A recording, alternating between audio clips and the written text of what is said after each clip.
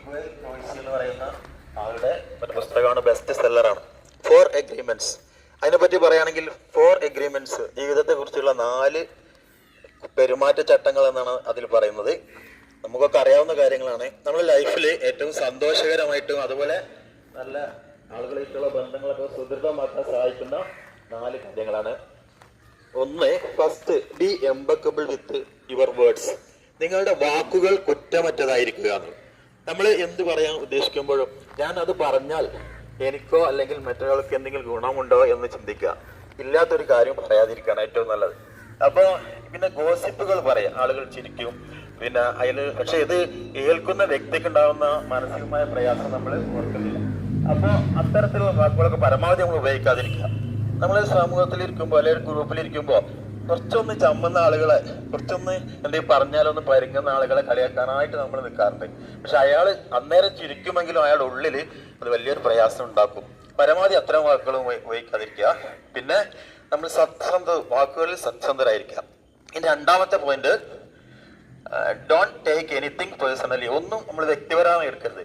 നമ്മളിങ്ങനെയൊക്കെ ആഗ്രഹിച്ച് നല്ല കാര്യങ്ങൾ പറയുള്ളൂ, ആളുകൾ നല്ല പോസിറ്റീവ് കാര്യങ്ങളൊക്കെ പറയും. കാണുമ്പോൾ തന്നെ ഉഷാറായിട്ടല്ലോ, എൻ്റെ ഡ്രസ്സൊക്കെ വളരെ എന്നൊക്കെ പറയാം, നല്ല കണ്ടതിലൂടെ സന്തോഷമുണ്ടെന്നൊക്കെ പറയാറില്ല. പക്ഷെ എല്ലാവരും അതുപോലെ സ്വീകരിച്ചോളൊന്നുമില്ല. അവർ വാക്കുകളിലോ പ്രവർത്തികളിലൊക്കെ ചിലപ്പോൾ നമുക്ക് ദോഷകരമായ, നമുക്ക് ഇറിറ്റേഷൻ ഉണ്ടാക്കുന്ന കാര്യങ്ങളൊക്കെ പറയും. പക്ഷെ അതൊന്നും നമ്മൾ എടുക്കാൻ പാടില്ല. പണ്ടത്തെ ആളുകൾ പറയാറുണ്ട്, വലത് ചെവിയിലൂടെ കേട്ട് ഇടത് ചെവിയിലൂടെ നമ്മൾ പുറത്തേക്ക് വിടാറുള്ളൂ. പലതും കേട്ടിട്ട് പക്ഷെ നമ്മൾ അവരെ കുറിച്ച് തെറ്റായ രീതിയിൽ ചിന്തിക്കും വേണ്ട.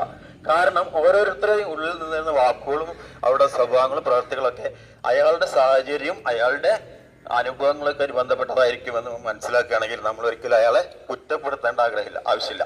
നമ്മളത് എടുക്കാതിരുന്നാൽ മതി. നമ്മളത് സ്വീകരിക്കുകയാണെങ്കിൽ നമുക്ക് മാനസികമായിട്ടും ശാരീരികമായിട്ടും ഒരുപാട് പ്രയാസങ്ങൾ ഉണ്ടാവും. ഇനി third point, don't make assumptions. ഒരിക്കലും അനുമാനങ്ങൾ, ഊഹങ്ങൾ പാടില്ല. ഇപ്പൊ ഞാൻ അങ്ങോട്ട് വരുന്ന സമയത്ത് നമ്മളിൽ പെട്ട ഒരാള് അവിടെ അങ്ങനെ നിൽക്കുന്നുണ്ട്. ഞാനങ്ങോട്ട് സലാം പറഞ്ഞു, അയാള് ഒന്നും മറുപടി പറഞ്ഞില്ല. ഞാൻ വിചാരിക്കാണ് എന്നെ കണ്ടിട്ട് അയാൾ മിണ്ടിയില്ല, എന്തോ പ്രശ്നമുണ്ട്. പക്ഷെ അയാൾ ഏതോ ചിന്തയിലായിരിക്കും. അല്ലെങ്കിൽ നമ്മളിങ്ങനെ നടന്നു പോകുന്ന സമയത്ത് നമ്മൾ ഏറ്റവും ഉറ്റ സുഹൃത്ത് കാറിൽ പോകുന്നുണ്ട്, നമ്മളത് കൈ കാണിച്ചു, അയാൾ നമ്മളെ മുഖത്തേക്ക് പോലും നോക്കാതെ പോയി. നമ്മൾ ചിന്തിക്കണം എന്താണ്, ഓൻ വണ്ടിയിലൊക്കെ പോകാൻ വലിയ ആളായി പോയി, എന്നെ കണ്ടിട്ട് ഒന്നും മിണ്ടിയില്ല. ഇങ്ങനെയുള്ള ഘട്ടങ്ങൾ നമ്മൾ എന്താണ് ചെയ്യേണ്ടതെന്ന് അറിയോ? നമുക്ക് ഒരാളെ പറ്റി അങ്ങനെ തെറ്റായ ധാരണ തോന്നിക്കഴിഞ്ഞാൽ നമ്മൾ അയാളോട് വ്യക്തിപരമായിട്ട് പോയിട്ട് കമ്മ്യൂണിക്കേഷൻ നടത്തുക, സംസാരിക്കുക. എടാ, നിന്നെ അവിടുന്ന് കണ്ടപ്പോൾ നീ എന്നെ മൈൻഡ് ചെയ്യാതെ പോയി, അല്ലെങ്കിൽ നീ എന്നോടൊന്നും മിണ്ടിയില്ലല്ലോ. അപ്പൊ അയാൾ പറയും ചിലപ്പോ, ഞാൻ എന്തോ ഒരു വലിയ ചിന്തയിലായിരുന്നു, അല്ലെങ്കിൽ ഒരു ഹോസ്പിറ്റലിലേക്ക് പെട്ടെന്ന് പോവുകയായിരുന്നു, അല്ലെങ്കിൽ ഒരു മരണവാർത്ത അറിഞ്ഞിട്ടുള്ള സങ്കടത്തിലായിരുന്നു. അപ്പോൾ നമുക്ക് എന്തുണ്ടാവും, നമ്മൾ ആ ബന്ധങ്ങൾ എന്നും സുദൃഢമായി നിലനിൽക്കും. ഇനി fourth point, always do your best. ആരും എന്തൊക്കെ ചെയ്തോട്ടെ പരമാവധി നമ്മൾ നന്മ ചെയ്യാൻ ആഗ്രഹിക്കുക, നന്മ ചെയ്യുക. അയാളെ പണ്ട് എന്നെ കണ്ടപ്പോൾ ചിരിച്ചിട്ടില്ല, അല്ലെങ്കിൽ അയാള് എന്നോട് അങ്ങനെ എന്നെ പറ്റി അങ്ങനെ കുറ്റം പറഞ്ഞ് നടന്ന ആളാണ്, അതൊന്നും നമ്മൾ ചിന്തിക്കണ്ട. പക്ഷെ നമ്മൾ ആരെ കണ്ടാലും അവരോട് പരമാവധി നല്ല വാക്കുകൾ പറയാൻ, നല്ലത് ചെയ്യാനും തീരുമാനിക്കുക. അങ്ങനെ നമ്മൾ ചെയ്യുകയാണെങ്കിൽ നമ്മുടെ ജീവിതത്തിൽ നമുക്ക് വളരെ സന്തോഷകരമായ ഒരു ജീവിതം ഉണ്ടാവും. നമ്മളെ ചുറ്റുമുള്ള ആളുകൾക്ക് നല്ല ബന്ധങ്ങൾ ഉണ്ടാക്കിയെടുക്കാൻ സാധിക്കും. കൂടുതലൊന്നും പറയുന്നതല്ല, നമ്മുടെ പ്രോഗ്രാം കൺവീനർ പറഞ്ഞതുപോലെ 4 പോയിന്റ്സ് മാത്രം ആണ് ഇവിടെ പറയാനുള്ളത്. നമ്മുടെ ലൈഫിൽ ഈ പോയിന്റുകൾ, ഈ കാര്യങ്ങൾ ഒന്നുകൂടി പറയാം. നമ്മൾ വാക്കുകൾ ഉപയോഗിക്കുമ്പോൾ സൂക്ഷിച്ച് ഉപയോഗിക്കുക, സത്യസന്ധമായിരിക്കുക.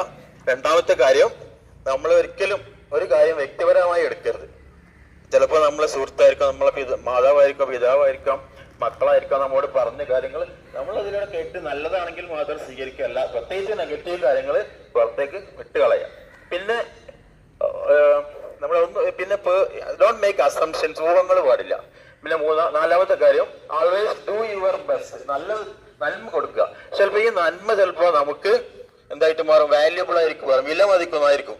നമ്മളെ പറ്റി തെറ്റുകാരന് കുറ്റം പറഞ്ഞ് നടക്കുന്ന ആള് ചിലപ്പോൾ നമ്മുടെ നന്മ കൊണ്ട്, നമ്മളെ സ്വഭാവം കൊണ്ട്, നമ്മളെ പുഞ്ചിരി കൊണ്ട് അയാൾ നമ്മളുടെ ഭാഗത്തേക്ക് മടങ്ങി വരികയും ആ തെറ്റ് ഇല്ലാതാക്കുകയും ചെയ്യും. അതുകൊണ്ട് നമുക്ക് എല്ലാവർക്കും നന്മയുണ്ടാകട്ടെ ആശംസിച്ചുകൊണ്ട് അതിനെല്ലാവർക്കും നന്ദി, താങ്ക് യു. ഇങ്ങനെ അവസരം തന്നതിന് നമ്മുടെ കൺവീനർക്കും ഈ ഗ്രൂപ്പിനും നന്ദി.